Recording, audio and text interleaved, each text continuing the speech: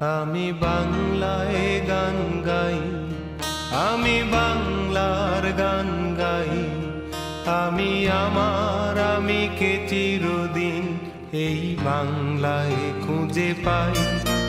আমি বাংলায় গান গাই, আমি বাংলার গান গাই, আমি আমার আমিকে চিরদিন এই বাংলায় খুঁজে পাই। আমি বাংলায় দেখি স্বপ্ন, আমি বাংলায় বাঁধি সুর, আমি এই বাংলার মায়া ভরা পথে হেঁটেছি এতটা দূর। আমি নৌকমান্ড মোহাম্মদ হোসেন, পিতা মৃত মুরিদ মোহাম্মদ ইয়াকুব। আমার মাতার নাম মরহুমা মুশাররফা খাতুন। আমার গ্রামের বাড়ি গ্রাম আমানুল্লাহ, পোস্ট অফিস আকবরহাট, থানা উপজেলা সন্দ্বীপ, জেলা চট্টগ্রাম। আমি ম্যাট্রিক পাস করেছি 72-তে। তাহলে মুক্তিযুদ্ধের সময় আপনি কোন ক্লাসে পড়তেন? আমি যখন মুক্তিযুদ্ধে যাচ্ছি তখন ক্লাস 9 প্রমোটেড ক্লাস 10। কিভাবে গেলেন? আমি আসলে আমার কয়েকজন ক্লাসমেট সহ ক্লাস করতেছি। ক্লাস 2 ঘন্টা করার পরে দিই ওখানে আমাদের দেশে যখন অসহযোগ আন্দোলন শুরু হলো তখন বিভিন্ন দিক থেকে মুক্তিযুদ্ধে যাওয়ার জন্য আমার কিছু ক্লাসমেটেরা বা আমার আশপাশের স্কুল থেকেও কিছু কিছু পলাইয়া যাইতেছে। তো আমরা কয়েকজন বন্ধুবান্ধব মিলি এটা ডিসিশন নিলাম আমরা ভারতে যাব, আমরা ওইখান থেকে ট্রেনিং নিয়ে আমরা মুক্তিযুদ্ধকে দেশটাকে স্বাধীন করব। তো সাধারণত বাবা মাকে তো বলি যাওয়া যাবে না, বাবা মাকে বলতেও পারি নাই। তখন স্কুলে গেছি, স্কুল থেকে বই খাতাগুলি ছুটি হওয়ার পরে দিই আমরা ডিসিশন নিচ্ছি আর বাড়ি ফিরে যাব না। আমরা ওইখান থেকে পলাইয়া, অর্থাৎ আমি যে স্কুলে পড়ি ওই স্কুল থেকে আমি যেখান দিয়ে এপারে আসবো সেটা অ্যাটলিস্ট 9-10 মাইল দূরে পলাইয়া ওইখানে চলে গেছি, যার নাম হলো আকবরহাট। এটা আকবরের পূর্ব দিক দিয়া ওই এলাকার নাম হলো ডোমখালি ঘাট দিয়া আমরা ওখানে যে একাত্ম হইলাম পর্যন্ত 105 জন, কিন্তু আমরা 5 জনেই গেছি আমরা আমার ক্লাসমেট সহ, কিন্তু ওইখানে যে একাত্রিত হইলাম 105 জন। তখন রাত 12টার পরে নৌকা করে আমরা আউতরফ ঘাটে আসি বুঝলাম, বা আউতরফ থেকে ওখান থেকে আমরা হাইটা আমরা মিরেশ্বরে পার হইয়া ছাগলনাইয়া বর্ডার ক্রস করিয়া আমরা ওইখানে একটা পাকিস্তান বাজার আছে, ওই একটা পাকিস্তান স্কুলও আছে। তো স্কুল থেকে আমাদেরকে গাইডার দিল। তো 2 জন গাইডার আমাদেরকে দিল, 105 জনকে গাইডার আমাদেরকে নিয়ে যাবে, ওদেরকে আসা যাওয়ার জন্য এটা পৌঁছে দিতে হয়। তো আমরা সবাই এটা দিলাম। গাইডার আমাদেরকে বলে দিল যে আমি যখন বলবো আকাশ আপনারা হাঁটতে থাকবেন, যখন বলবো বাতাস আপনারা স্টপ হয়ে যাবেন, এবং যখন বলবো যে লাইন পর্যন্ত তখন শুয়ে যাবেন, এগুলি আমাদেরকে নির্দেশ দিল। তো গাইডার ওইভাবে ঠিক 12টার পরে দিই শ্রীনগর বর্ডার দেয়া আমাদেরকে পার করলো। আমরা ওই পার পৌঁছে যাওয়ার পরে গাইডার চলে আসলো। আমরা তখন ওখানে একটা বাজার, ঠিক আমার খেয়াল নাই, ওই বাজারে একটা দোকানে বসে চাটা খাইলাম অনেকগুলি লোক আমরা। তো ওখান থেকে আস্তে আস্তে ওই 2-একটা খালি ট্রাকে করে যখন ওরা আমাদের পরিচয় পাইছে যে আমরা মুক্তিযুদ্ধে যাচ্ছি, তখন ওরা আমাদেরকে হেল্প করলো এবং ট্রাকে 210 জন করে উঠাই দিল। এভাবে করে আমরা হরিণা ক্যাম্পে পৌঁছলাম। তো হরিণাতে আসার পরে তখন আমাদেরকে তাঁবুতে আমাদেরকে ইয়ে করলো, থাকার জন্য ব্যবস্থা করে দিল এবং বললো যে আপনারা সকাল থেকে এখানে পিটি প্যারেড করবেন, তারপরে দিয়ে আপনাদেরকে সেন্টার ট্রেনিংয়ে পাঠানো হবে। তো এইভাবে 10-15 দিন গেল, আমরা পিটি প্যারেডও করতেছি এবং থাকতেছি খাইতেছি ওখানে আসি। 15 দিন পরেই তখন আমাদেরকে বললো যারা লিটার পার্সন আছেন, যারা ম্যাট্রিক পাস করেছেন, আইসি পাস করেছেন, তারা আসে লাইনে দাঁড়ান, নেভেলে লোক নেওয়া হবে। তখন আমি যেহেতু নিউ ক্লাস 10, আমি তো ম্যাট্রিক পাস করিনি, তাহলে আমি যাওয়া সম্ভব হচ্ছে না। তারপর দিয়ে আমি কিন্তু আসি দাঁড়াই গেলাম। আমি চিন্তা করলাম যে আমার গায়ে তো লেখা নাই আর সার্টিফিকেটও নাই, আমি মেট্রিক পাস করি নেই, এটা করছি বললে তো চলে। তখন আমি ঠিক দাঁড়াইলাম, দাঁড়াবার পরে দিই সব জিজ্ঞেস করলো যে আপনি লেখাপড়া কতটুকু। আমি বললাম আমি আইছি। আমার হাতে একটা সিল মারলো, ওকে। তারপর দিয়ে বললো ঠিক আছে, আপনারা কালকে যারা তাদেরকে সিল দেওয়া হয়েছে তারা এখানে একটা দিঘি আছে, ওখানে সাঁতারে যেতে হবে, সাঁতারে যারা টিকবেন তাদেরকে নিবিতে নেওয়া হবে। তারপর দিন ঠিকই আমরা ওই একটা দিঘি আছে, এটা সোনাইমুড়ি বাজার না কি জানি বলে, ওখানে ওই বাজারের পাশে ওই দিঘিতে আমাদেরকে সাঁতার করাইলো। সেখানে সাঁতারে 60 জন করি, প্রথম 30 জন করি এক বেশি দিল। তো 30 জনের মধ্যে আমি সন্ধ্যের থেকে সেকেন্ড হইলাম আমি সাঁতারে। আমি স্কুল জীবনেও সাঁতার খুব ভালো ছিলাম, মোটামুটি আমি সেকেন্ড হইলাম ওখানে। আমাকে সিলেক্ট করলো দ্বিতীয় বেসে এইভাবে কুরিয়ারে 30 জন দিল। ওইভাবে যারা সাঁতারে টোটালি পার হয়ে গেছে এদেরকে সিলেক্ট করে নিল। 60 জনকে আমাদের সিলেক্ট করলো। আমাদের এখানে ডাক্তারি হলো, ডাক্তারিতে আমরা ওকে রিপোর্ট পাইলাম। এরপরে দিই বললো আগামীকাল আপনারা ভোরে তৈরি থাকবেন, আপনাদেরকে যেখানে আপনাদের ট্রেনিং হবে ওখানে নিয়ে যাওয়া হবে। ঠিক তারপর দিন সকালে আমাদের জন্য ট্রাক আসলো। আমরা কিছু খাওয়া দাওয়ার নিজ হাতে তৈরি করি, রুটি টুটি বানায় নিলাম। বললো যে ওখানে পথে খেতে হবে। যাক, এক সন্ধ্যা আমাদেরকে পৌঁছালো আগরতলা ট্রানজিট ক্যাম্পে। আগরতলা ট্রানজিট ক্যাম্পে আমরা বললো যে কি আপনাদের ট্রেনিং সেন্টার খালি হয়নি এখনও, আপনারা এখানে আরও 15-20 দিন ট্রেনিং এখানে করবেন। ওখানে আমাদেরকে আবার স্থল ট্রেনিং দিল 15-20 দিন। এরপরে হঠাৎ করেই বললো যে আপনাদের খবর আসছে, আপনারা তৈরি হয়ে যান, আপনাদেরকে আপনাদের যেখানে ট্রেনিং হবে ওখানে নিয়ে যাওয়া হবে। এরপর দিন আমাদেরকে ফ্লাইটে, ওখান থেকে কার্গো ফ্লাইটে আমাদেরকে নিয়ে গেলো গুয়াহাটির দিকে দমদম থেকে আবার আমাদেরকে বাই বাস ক্যালকাটা নিয়ে আসলো। ক্যালকাটা থেকে আবার বাই ট্রেনে কল্যাণী নিয়ে আসলো। কল্যাণী বারাকপুর একটা ক্যাম্পে আমাদেরকে আবার ওইখানে 1 মাসের ট্রেনিং করতে হলো। 1 মাস পরে আমাদেরকে আবার বললো যে এবার আপনারা কমান্ডো ট্রেনিংয়ের জন্য পলাশি যেতে হবে। তারপরে ওইখান থেকে আমাদেরকে আবার পলাশি নিয়ে গেলেন। পলাশি বাগেরহাটি নদীতেই আমাদের ট্রেনিং, মূলত কমান্ডো ট্রেনিংটা ওখানে হলো। আমাদের ওখানে 3 রকমের ট্রেনিং চললো। মর্নিং পিটি প্যারেড, এরপরে মর্নিং পিটি প্যারেড করার পরে দিই তখন আমাদেরকে সুইমিংয়ে নিয়ে যা। সুইমিং ঠিক 11টা পর্যন্ত হয়, সকাল 9টার পর থেকে 11টা পর্যন্ত সুইমিং ক্লাস আমাদের বাগেরহাটি নদীতে। তো সুইমিং শেষ করার পরে আবার 11টার পরে 1 ঘন্টা বিরতি, 1 ঘন্টা আমাদের ওই জুস টুস এগুলো আমাদের খাইতে দেয়। এগুলো খাওয়া দাওয়ার পরে আবার আমাদের কম্বাটিং ক্লাস শুরু হয়। এই কম্বাটিং ক্লাসটা হলো যে বিনা অস্ত্রে শত্রু থেকে অস্ত্র নিয়ে শত্রুকে আঘাত করা, ওই অস্ত্র ট্রেনিংগুলো আমাদেরকে দিল।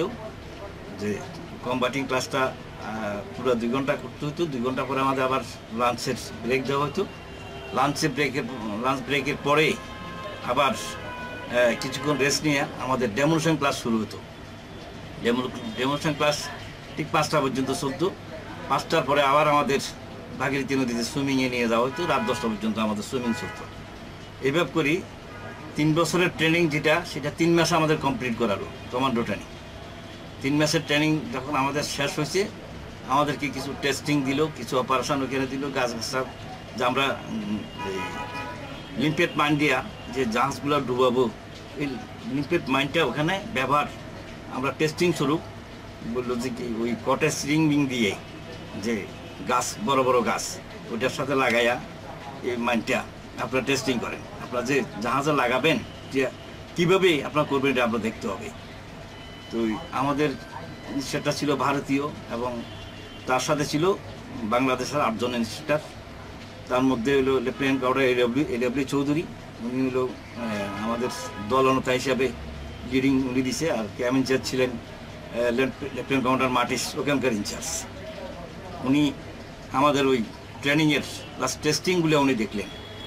আমাদেরকে এক একজনকে এক একটা টার্গেট দিল। আমরা টার্গেট মোতাবেক ওগুলি ওইভাবে লাগাইলাম এবং আমরা ইউজ করলাম। দেখা গেল যে নির্দিষ্ট সময়ে আমাদের অপারেশন সাকসেসফুল এবং গাছটা তুলার মতো উড়ে গেল বাস্ট হওয়ার সাথে সাথে। তখন আমাদের বললো ঠিক আছে, আপনারা এবার অপারেশনে যেতে পারবেন। তখন ওখানে আমাদের গ্রুপ কয়েকটা বেস করা হলো, যে বললো বাংলাদেশে আপনারা যাবেন, এট এ টাইমে একই রাত্রে একই সময়ে আপনাদেরকে অপারেশন করতে হবে।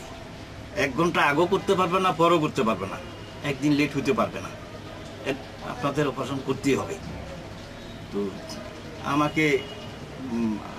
আমাদেরকে কয়েকজনকে রাখেছি কি, আচ্ছা আপনারা তো অপারেশন করতে যাবেন, দেশটাকে আজাদ করবেন, ইন্ডিয়ান গিয়েছিল, তো বলেন করাচি অপারেশন করতে কে কে রাজি আছেন, হাত উঠান। তো করাচি বন্দরে অপারেশন করতে হবে, আমি হাত উঠেছিলাম, আমি করাচি অপারেশন করতে রাজি আছি। তখন আমাকে মঞ্চে ডাকি নিয়ে গেল, ডাকি নিয়ে তখন আমাদের lieutenant commander AW Chowdhury, lieutenant commander Martis, তারা আমাকে বললো আপনি কিভাবে করাচি অপারেশনটা করবেন বলেন। আমি বললাম আমি কিভাবে করব সেটা আমি জানি না, তবে আমি এটুকু বুঝি, আমাকে করাচি পৌঁছাইতে হবে, আমাকে গাইডার দিবেন এবং যে গাইডার আমাকে টার্গেটের পাশে পৌঁছাই দিতে হবে, আমার টার্গেট দেখাই দিতে হবে, আমি কোথায় টার্গেট করব, আমি কোথায় অপারেশনটা করব, এটা পৌঁছে দিতে পারলে আমি আমার অপারেশন আমি করতে পারবো ইনশাল্লাহ। তখন ওনারা আমার সিনাতে একটা থাপ্পড় দিয়ে বললো বেশ তুমি পারবে।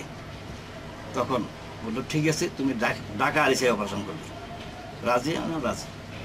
বাকিদেরকে যারা চিডাং দিল, যারা ঢাকা দিল, যারা জালুঘাটি তাদেরকে জালুঘাটি দিল, কিন্তু আমার বাড়িতে অরিজিনালি সন্দেহ, তা আমাকে ঢাকা আরিসায় দিল। আমার সাথে 14 জন 15 জন আমাকে ওই গ্রুপ করি, আমাকে 15 জনের একটা গ্রুপ লিডার করি দিল। তো এবং টার্গেটও দিল, সেই হিসাবে আমাদের সাথে এক একজনের সাথে একটা করে লিফলেট মাইন দিল, আর একটা করে স্ট্যান্ড গান দিল, কিছু গ্রেনেড হ্যান্ড গ্রেনেড দিল, আর জাহাজের সাফ করার জন্য যেটাকে ব্যানেট ছুরি বলা হয়, সেলোডোলা সাফ করার জন্য ওগুলি দেওয়া হলো। বললো যে কি দ্বিতীয় অপারেশন তোমার আসতে সন্দীপ চ্যানেলের ভয়া যে জাহাজকে দিক নির্দেশনা দেয়, যে ভয়াগুলো সিগন্যাল লাইট, ওই ভয়াগুলা উড়ে দিতে হবে, যাতে করি ওদের কোনো জাহাজ আর ভয়া দেখি সিগন্যাল লাইট দেখি যেন ভিতরে আসতে না পারে, ওটা করতে হবে। তো আমাদেরকে বললো 15 তারিখ 15 আগস্ট মনে আছে, 15 আগস্ট রাত 1টার পরে তোমরা অপারেশনে যাবে, এবং একই সময়ে চট্টগ্রাম বন্দর, মংলা বন্দর, জালুঘাটি, বরিশাল, আরিচা, গোয়ালন্দর, সব মানে যতগুলি বাংলাদেশে বন্দর এলাকা আছে সব বন্দরে এট এ টাইম একসাথে অপারেশন হবে, কিন্তু আপনারা কেউ আগে পিছিয়ে করতে পারবেন না, এটা আমাদেরকে নির্দেশ দিয়ে দিল। এবং সাথে সাথে আমাদেরকে খুদে একটা রেডিও দিল, সাথে এই রেডিও আপনাদেরকে সংকেত দিবে, এভাবে আমাদেরকে সংকেত দিয়ে দিল। এবং আপনাদের সাথে গাইডার থাকবে, থাকবে কভারিং পার্টি থাকবে, আপনারা পানিতে নামবেন, যতজন নামবেন মনে করেন 15 জন, আরও 15 জন কভারিং পার্টি থাকবে, ল্যান্ড গেরিলা, তারা নৌকা নিয়ে থাকবে, তারা আপনাদেরকে নদীর থেকে উদ্ধার করবে। অর্থাৎ সেইখানে একটা সংকেত আমাদের দিয়ে দিল, যে সংকেতটা হলো ম্যাচ কাটি, যে আপনারা যদি, কারণ অত গভীর রাত্রে অন্ধকারে আপনাদেরকে ওরা চিনবে না আপনারা কারা, তখন আপনারা আওয়াজ দিবেন, আপনারা যদি কাঠি বলেন ও ম্যাচ বলবে, আর ও ম্যাচ বললে আপনার কাঠি বলতে হবে, তাহলে ওরা বুঝবে যে আমাদের লোক, তখন আপনাকে নৌকা উঠে নিবে। তো আমরা গোয়ালন্দে পুষলাম, ওখানের একটা গাইডের নিলাম, গাইডের আমাদের সপক্ষের ওইখানকার এলাকার ওরা মুক্তিযুদ্ধ সপক্ষের আমলিক করে, তারাই আমাদেরকে সেন্টার একটা বাড়িতে আমাদেরকে আশ্রয় দিল, আমাদের থাকা খাওয়ার ব্যবস্থা তারা করে দিল, আমাদের অস্ত্রগুলো তারা ওভাবে রাখলো। তো তাদের ইয়েতে আওতায় আমরা দিই নাই, আমরা নিজেদের থেকে সেন্ট্রি ডিউটি লাগাইছি, 2 জন করি, যে আমরা যেই ঘরে আসি বাইরে 2 জন সেন্ট্রি ডিউটি অস্ত্র নিয়ে থাকবে, এবং তাকে 6টা থেকে 12টা পর্যন্ত একজন, 12টা থেকে 6টা পর্যন্ত আরেকজন, এইভাবে অল্টারনেট করি আমরা সেন্ট্রি ডিউটি লাগাইছি এখানে। তারপরে দিই আমাদেরকে যেহেতু 1 সপ্তাহ আগে আমরা পৌঁছছি, আমাদেরকে রেকি করার জন্য যেতে হবে। তো রেকি করার জন্য আমরা ওখানকার স্থানীয় যারা মুক্তিযুদ্ধের সপক্ষে আছে, যে একটা স্কুল ছাত্রকে নিয়ে রেকি করার জন্য গেছি, যে কার মানে যে কয়টা ফেরি পোস্টার জাহাজ ওখানে আছে ডুবাতে হবে, এবং টার্মিনালটা কী বলছে টার্মিনালও উড়াতে হবে। তো এগুলো দেখার জন্য আমরা সেবারে যাইতে হয়েছে। তো সেবারে আমরা যাইতে তখন আমরা ঠিক ওই লেবার সাজে গেলাম, কেউ নৌকার নায়া মাঝি সাজতে হলো, গামছা পরিয়া, হাফ প্যান্ট পরিয়া, এগুলি পরি আমরা প্রত্যেকেই রেকি করতে হয়েছে। রেকিতে গেছি, ওখানে আসলে শেষ দিন আমি গেছি, আগে ওদেরকে পাঠাইছি, শেষ দিন আমি যাওয়ার পরে দিই তখন ওখানকার স্থানীয় রাজাকাররা সন্দেহ করি আমাদেরকে এরা মুক্তিযুদ্ধ হবে। ওখানে পাঞ্জাবির হাতে আমাদেরকে ধরাই দিল মুক্তিযোদ্ধা। তখন আমরা কমান্ডো ছিলাম 5 জন, আর স্থানীয় ছিল 2-3 জন ছিল। এখন আমাদের তো শপথ আছে যে আমরা মরে যেতে পারি, কিন্তু তার প্রতি আমরা কে কোথায় আসি এটা বলা যাবে না, কোথায় ট্রেনিং নিছি, কী করছি, কোনো অবস্থায় এটা বলা যাবে না। এখন চিন্তা করছি যাদেরকে আমরা আনছি স্থানীয়, এরা যদি বলি ফেলে তাহলে তো আমি তো বলবো, প্লাস আমার ক্যাম্পে যারা আছে তারাও মরবে, এবং যারা যেখানে অপারেশন আসছে তারাও শেষ হয়ে যাবে। ধরছে কোত্থেকে? ধরছে আরিসিয়াঘাটের নৌকার থেকে উঠার পরে তখনই আমাদেরকে ওই রাজাকারেরা ইয়ে করে দিল। তারপরে দি বললো तुम लोग मुक्ति है? नहीं, हम लोग मुक्ति नहीं। क्यों मुक्ति नहीं? तुम लोग मुक्ति है, बोलता है तुम लोग मुक्ति है। তারপরে একে একে সবাইকে জিজ্ঞেস করল, কিন্তু কেউ একই কথা আমি যেটা বলছি এটা বলল। তখন আসলে ভারতে আরও চুলটুল কাঠি নাই, চুল ছিল অনেক বড়। তো এক ইয়ে উঠি পাঞ্জাবি এক সেনা বললো, জো আদমি কে এতনা বাল হে ও মুক্তি হে। তখন ওই একটা ব্যাজ জাতীয় রোল দিয়ে পিটান শুরু করলো, খুব টর্চারিং করলো। তো ওই যে ছেলেগুলো আমাদের সাথে আসছে রেখি ঘাটাইতে, তাদেরকেও জিজ্ঞেস করলো, তারা বললো এ লোক মুক্তি নিয়ে, हम लोग কেউ कोई মুক্তি নেই। তো ওখানকার রাজাকার যারা তারা কিন্তু উস্কানি দিচ্ছে এদেরকে, নেই সাহেব ও লোক মুক্তি। তো পরবর্তীতে একজন মোছওয়ালা একটা ওদের বোধহয় বড় অফিসার হবে, ব্রিগেডিয়ার টাইপের লোক হবে, তার মোষ কিন্তু কান ওরা অর্জন গেছে এইভাবে নিয়ে। সে আসা বলে জিজ্ঞেস করলো, ইয়া क्या करता है तुम लोग? बोलो सर ये लोग मुक्ति है। मुक्ति तुम এদের খারা খারা क्या करते हो? स्कूल लेके গুলি করো, নদী में फेंक दो। তখন আমাদের এই 5 জনকে নিয়ে আসলো নদীর কূলে নিয়ে আসা তাদের আমাদেরকে গুলির অর্ডার হয়ে গেল। ছোট একটু ছাত্র যাদেরকে রেখি বাড়িতে আনছিলাম, পরে ব্যাটটা দিয়ে ওদেরকে ছাড়িয়ে দিছে। এখন আমরা বুঝতে পারলাম যে মৃত্যু অনিবার্য, আমরা মরবো, এতে কোনো ভুল নাই। তখন বললাম আমাদের মধ্যে ওদেরকে বাংলাতে বললাম যে এখন একটা শেষ চেষ্টা আমাদের করতে হবে, সেটা হলো যেটা আমরা যে কম্বাইটিং করেছি, যে কম্বাইট ক্লাসটা করেছি, যে শত্রু থেকে অস্ত্র নিয়ে শত্রুকে মারার, সেটার মধ্যে 3 নম্বর কম্বাটটা এবং 1 নম্বর কম্বাটটা খুব সিরিয়াস।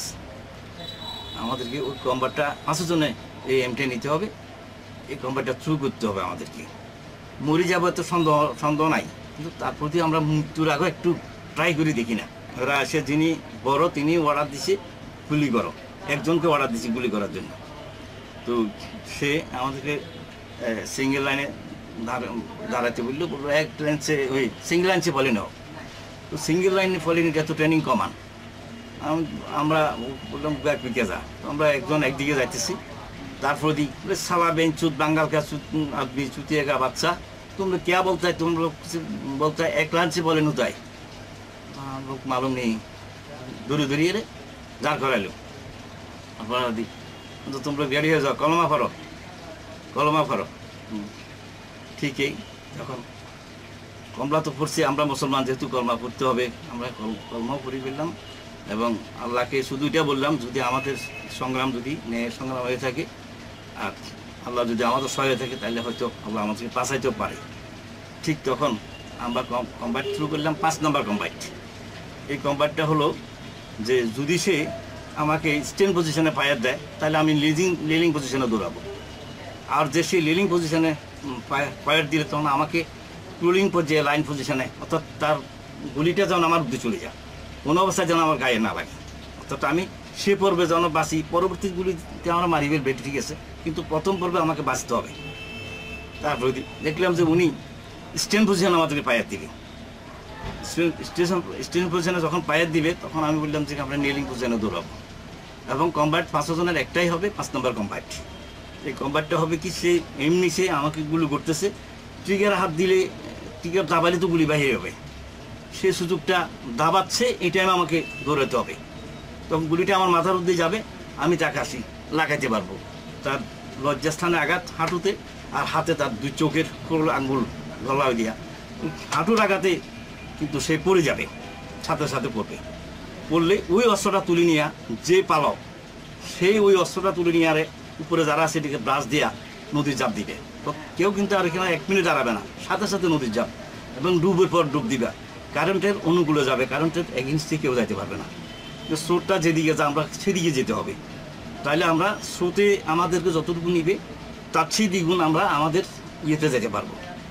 আমি স্রোতের সাথে যাইতেছি, ঠিক এইটাই আমরা নিলাম, কর্মা করি, আমরা রেডি হয়ে গেলাম, মৃত্যুর জন্য তৈরি হয়ে গেলাম। আমি তখন ওই কর্মা ভর্তি হঠাৎ আমার কি জানি আসলে আমার একটু হাসি আসছিল মুখে।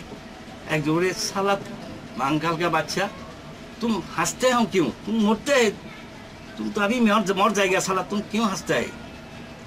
তখন আমি জবাব দিয়েছিলাম, कोई बात नहीं है, अल्लाह का नाम ले लिया, मर जाएगा क्या होगा, जाएगा। তখন এরপরে আমাকে আবার খাড়া করে তারা গুলি করার জন্য একজনে গেল, যাই আর সে ঠিক স্টেশন আমাদের পায়ের দিবে, উপর থেকে ওরা বাকিরা তামসা চাইল যে আমাদের বাঙালিকে গুলি করে ফালাইতেছে, এরা তামসা দেখতেছে। তখন এই পায়ের দিতেছে সেই সেন্ট্রেশনে, একটা ব্রাশ দিবে সেই, একটা ব্রাশ দিলেই তাহলে আমরা শেষ হয়ে গেলাম। ঠিক এই টিগারে হাত নিচে টিপ দিতেছে, আমি বললাম ওর লোকে দিলাম দমরের সাথে সাথে ও তখন ও রিপিট পায়ের হয়ে গেছে, গেছে গা। তখন আমি লাগাইলাম তাকে, যে পায়েরটা দিছে তাকে আমি লাগাইলাম। আমার সিটের সাথে সাথে সে একদিকে সিটকে পড়লো, তার অস্ত্র দিয়ে পড়লো, তারপরে দিই আমি তার অস্ত্রটা তুলে নিয়ে, তখন ম্যাগজিন তো তার পুরাই আছে, এখানে অটো দিয়ে উপরে যারা আছে আমি তাদেরকে ব্রাশ দিয়ে তখন আমি চাপ দিছি। এখন উপরে কে মরছে কে আসে না আসে এটা তার দেখার আমাদের সময় নেই। তখন পানিতে ঝাঁপ দিলাম, ঝাঁপ দিয়া এই ডুবের পর ডুব, ডুবের পর ডুব। উপরে যারা ছিল তারা তো আনরেডি ছিল, অস্ত্র সবার কাছে ছিল, কিন্তু রেডি ছিল না তারা। এরপরে তারা উপর থেকে ফায়ার শুরু করছে, বৃষ্টির মতো ফায়ার তখন আসতেছে। আমরা 5 জন একই সাথে ঝাঁপ দিচ্ছি, একই সাথে ঝাঁপ দিচ্ছি। এখন সন্ধ্যা হয়ে গেছে, মাগরিব পার হয়ে গেছে, তখন বেল ডুবে গেছে, অন্ধকার হয়ে যেতেছি, কেউ কাউকে দেখতেছি না, আমরা আমাদের মধ্যে কেউ কাউকে দেখতেছি না। তারপরে দিই এই আমরা ডুবের পর ডুব, ডুবের পর ডুব দিতেছি, শুধু নাক তুলি নিঃশ্বাসটা লই, আবার ডুব দিই, নিঃশ্বাসটা লইয়া কিন্তু ওই চুলের লগে বাজিও পায়ের তাদের পায়ের যাইতেছে। এখন আমাদের যদি কভারিং পার্টি আছে, তখন তারা আমরা যে এখনো তো আমরা অপারেশনে যাই নাই, আমরা তো দেখিতে আসছি, কিন্তু তাদেরকে বলে আসছি যে আমরা হয়তো বিপদও পড়ে যেতে পারি, ওখানে যেমন কিছু হয় তাহলে তোমরা চেষ্টা করবে আমাদেরকে উদ্ধার করার জন্য, এটা তাদের বলা ছিল। তো এখন এরা সেই পার থেকে ওরা পায়ের দিতেছে, এলএমজি আমাদের কাছে আছে, এসএলআরও আমাদের কাছে আছে, স্টেন গানও আমাদের কাছে আছে, ওই আমাদের কভারিং পার্টির কাছে। এরা ওদিক থেকে পায়ের দেয়, এখন পায়েরটা উদ্দি হইতেছে, বিনিময় হইতেছে পায়েরটা, আমরা কিন্তু পার হইতেছি নদীতে। এইভাবে করি কত দূর গেছে ঠিক বলতে পারবো না। তখন রাত 10টা হয়ে গেছে, যাইতে আসি, মানে স্রোতের সাথে যাইতেছি। এখন ধারাবের চেষ্টা করতেছি, মাটিও পাচ্ছি না, আর কিছু দেখতেছি না অন্ধকারে। তখন তবু চেষ্টা করতেছি, অনেকক্ষণ পরে যাই, মানে একটু দাঁড়াতে চেষ্টা করতে যাই, মাটি পাইলাম পায়ের সাথে। এখন অনুমান করি হাঁটতেছি যে মাটিটা কোন দিকে কমে, মানে পানিটা কোন দিকে কম আসে, দেখেছি আস্তে আস্তে কম আসতেছে। তখন এই আমরা এখন নাকি ডাকতেছি, ডাকা মানে ওই আমি ম্যাচ করি বলতেছি, ম্যাচ করি যে 5 মিনিট পরে একটা আওয়াজ আসলো কাঠি, অর্থাৎ আমাদের একজন আসতেছে। তারপর এইভাবে করি আমরা পরপর মানে 10-15-20 মিনিটের মধ্যে আমরা 5 জন ওখান থেকে উঠলাম। বললাম যে কি এদিকে আমার আওয়াজ যে দিকতে আসে এদিকে আসো। তখন আমরা এটা চরের মধ্যেই, তখন বালির মধ্যে আমরা শুয়ে খুবই ক্লান্ত, আমরা কিন্তু 5 জন খুবই ক্লান্ত, তখন বালির মধ্যে শুয়ে আসি, শুয়ে থাকি আমরা। তখন অনেকক্ষণ নিঃশ্বাস উঠানামা করছে আমাদের, কারণ আমরা খুব টায়ার্ড। এরপরে দিই আস্তে আস্তে হাঁটার মতন কিছুটা বল আসলো, তারপর দিয়ে আস্তে আস্তে হাঁটা শুরু করলাম।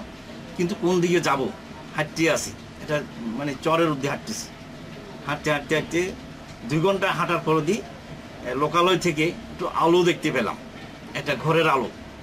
আলোকে ইয়ে করিয়ারে, সিগন্যাল করিয়ারে টার্গেট করি আমরা ওই আলোর পথে আগাইয়া তখন আমরা ওইখানে পৌঁছলাম। পৌঁছার পরে দেখি যে একটা ঘরের জানালা দিয়ে আলোটা আসতেছে এবং ওখানে 3 জন মেয়ে লেখাপড়া করতেছে, কোনো পুরুষ দেখতেছি না। আমাদের তো পরনে ওই ইয়ে ছাড়া, সুইমিং স্লিপ ছাড়া, আর আমাদের পরনে ইয়েটিয়া কাপড় টাপড় তো ফেলে দিছি, এটা নিয়ে তো সাঁতারণ জানা। তো অনেকটা আমরা তো তখন উলঙ্গের মতো বললেই চলে, শুধু সুইমিং ইয়েটা আছে আমাদের পরনে। তখন কি করবো, আশ্রয় দরকার, কিন্তু ঠান্ডাও লাগতেছে। পরে ডাক দিলাম যে আমাদেরকে কি আছে না, একটু সাহায্য করবেন। তারা এটা বলা যায় একটু চমকি উঠলে বললাম যে কি, আপনারা ভয়ের কিছু নাই, আমরা আপনাদের ভাই, আমরা একটু বেকায়দায় পড়েছি, যদি আমাদের কি ফাটা ছিঁড়া কোনো কাপড় চোপড় থাকলে আমাদের 4-5টা কাপড় যদি গাঁলা দিয়ে আগে দেন তাহলে আমরা আসতে পারি। তখন তারা কি বুঝি যে আমাদেরকে কিছু কাপড় চোপড় দিল, আমরা ওগুলি ইয়ে করি, ঢুকলাম, ঘরে ঢুকার পরে দিই। তখন এরা ভয় পেয়েছে, আমরা কারা কে বা বললাম যে কি আমাদেরকে ভয় পেয়েন না, আমরা ডাকাত, চোর ডাকাত এমন কিছু নয়। তো এখন আপনাদের পরিচয়টা, আপনাদের বাবা মা ভাই এরা কি কই? তখন বললো যে কি আসলে আমার ভাই বাবা এরা দিনের বেলা আসে, রাত্রেবেলা কেউ থাকে না, রাত্রে ওরা চলে যায়, আমরাও থাকি না, যেহেতু আমাদের পরিবারটা আওয়ামী লীগ করে, যার কারণে এখন মাঝে মধ্যে পাঞ্জাবি রাজাকার এরা আসে, এই জন্য ওরা ইয়ে থাকে। তখন আমি বললাম আচ্ছা ঠিক আছে, মুক্তিযুদ্ধের এবং আওয়ামী লীগের লোক যখন আপনারা, তখন আমাদের বলতে অসুবিধা নাই, আমরা মুক্তিযোদ্ধা এবং আমাদের এই বিপদ হয়েছে, আমাদেরকে একটু রাত্রের জন্য আশ্রয় দেন। তখন তারা আমাদেরকে ওই রাত্রে আশ্রয় দিল, আমাদের খাওয়ার ব্যবস্থা করলো, তারা কাপড় চোপড় ওই কম্বল টম্বল দিয়ে আমাদের শোয়ায় রাখলো। ভোরবেলা তার ভাই আসলো, বাপ আসলো বাইর থেকে, তারা আসিয়ারে বন্ধুদের কাছ থেকে জানলো আমাদের সম্পর্কে, আমাদেরকে গোটা পরে দিয়ে জিজ্ঞাসা করলো। তখন তাকে বললাম যে আমাদেরকে একটু সাহায্য করি, আমাদেরকে আমাদের সেন্টারে পৌঁছাতে হবে। কীভাবে যাবো আমরা তো চিনি না। বলে আপনারা ঠিক জায়গাতে আসছেন, যেখানে আসছেন কোনো সমস্যা নাই, আল্লাহ আপনাদেরকে যে বাসায় আনছে এটাও বড় কিছু, তো আমি আপনাদেরকে পৌঁছাইবার ব্যবস্থা করতেছি। তখন উনি এমন এক পথ দিয়ে আমাদেরকে নদী পার করে দিলেন যে ওখানে কাকে খবর দিছি বলে দিল, সে আসে ওখান থেকে আমরা রিসিভ করি, আমাদেরকে ঠিক আমাদের যেখানে সেন্টার দিচ্ছি ওখানে আমরা পৌঁছে গেলাম আর কি।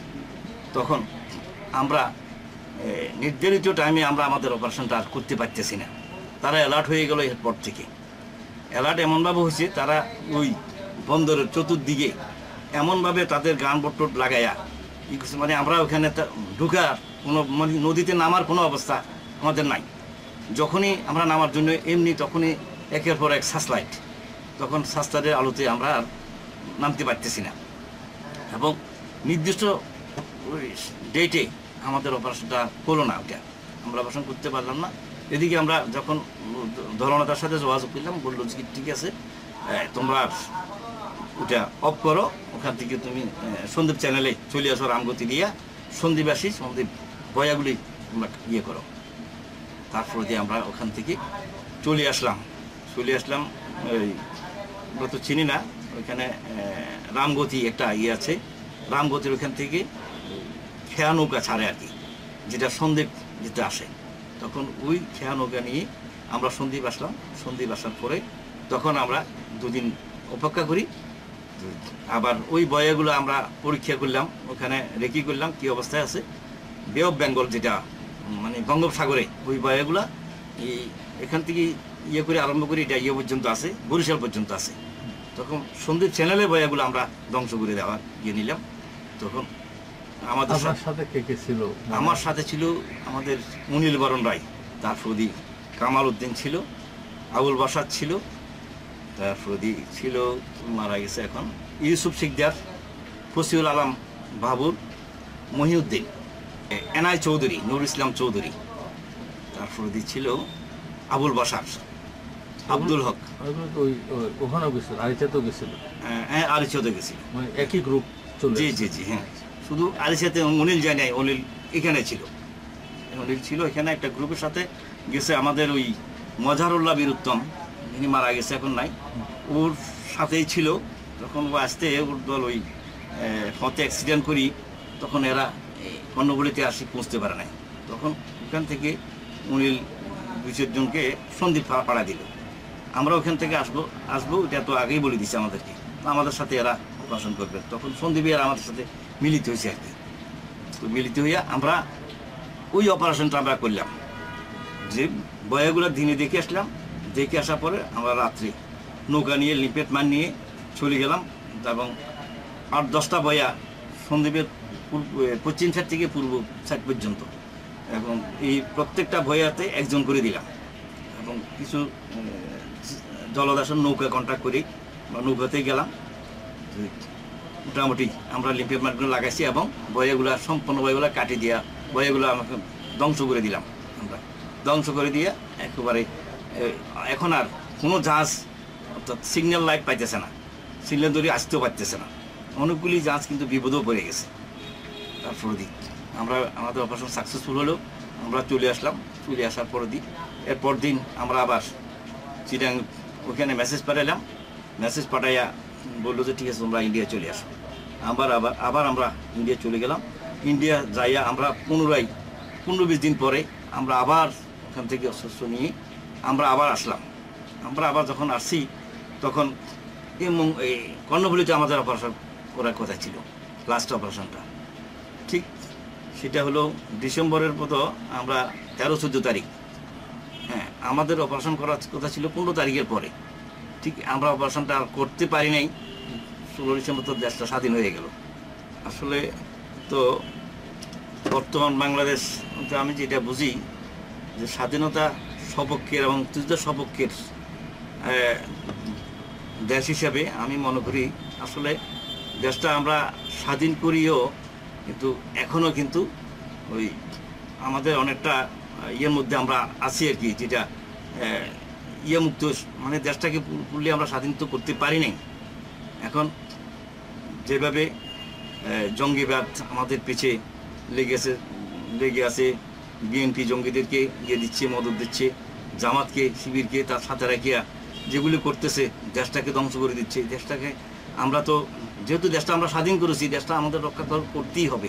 যে কোনো মূল্যে আমরা এই দেশটাকে রক্ষা করতে হবে, এবং যে কোনো মূল্যে আমরা তাদেরকে প্রতিহত করিয়ে আমরা চাচ্ছি যে আমাদের মুক্তিযুদ্ধের স্বাধীন দেশ হিসেবে আমরা গর্বের সহিত যেন বেঁচে থাকতে পারে, আমাদের প্রজন্মকে যেন গর্বের সহিত তারা যেন আগুয়াতে পারে। আমরা তাদেরকে এমন একটা সুন্দর দেশ দিতে চাই, যে দেশটা শত্রুমুক্ত, যে দেশটা জঙ্গিমুক্ত, যে দেশটা সন্ত্রাসমুক্ত দেশ। ওই হিসাবে আমরা একটা বাংলাদেশ দেখতে চাই। বাংলায় আমার জীবনানন্দ, বাংলা প্রাণের সুর। আমি একবার দেখি, বারবার দেখি, দেখি বাংলার মুখ। বাংলায় আমার জীবনানন্দ, বাংলা প্রাণের সুর। আমি একবার দেখি, বারবার দেখি, দেখি বাংলার মুখ।